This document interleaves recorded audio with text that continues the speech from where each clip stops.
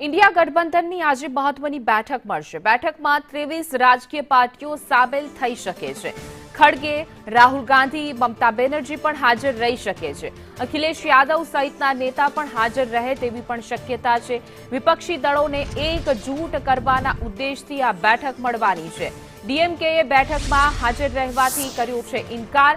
તો 23 એવા રાજ્ય પક્ષો છે કે રાજનીતિના પક્ષો કે જે આ બેઠકમાં ઉપસ્થિત રહે એવી શક્યતા છે, જેમાં ખાસ કરીને મલ્લિકાર્જુન ખડગે, રાહુલ ગાંધી, મમતા બેનર્જી સહિતના નેતાઓ આ બેઠકમાં ઉપસ્થિત રહેશે એવી શક્યતા છે। ડીએમકે અને આમ આદમી પાર્ટી પણ ઉપસ્થિત રહે એવી શક્યતા છે। સીપીઆઈએમ કોંગ્રેસની કાર્યશૈલીથી નારાજ છે, જો કે તેઓ હાજર રહેશે કે નહીં એ પણ એક સવાલ છે।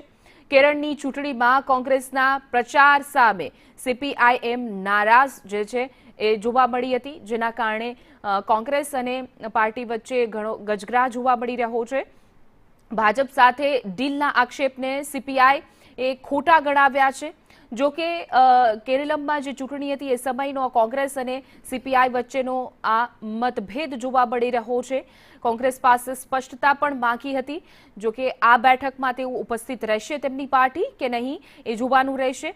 પરંતુ અખિલેશ યાદવ સહિતના દિગ્ગજ નેતાઓ જે છે તે આ પાર્ટીમાં જોડાય એવી બેઠકમાં જોડાય એવી શક્યતા છે, જ્યારે ડીએમકે બેઠકમાં હાજર રહેશે કે નહીં એ મોટો સવાલ।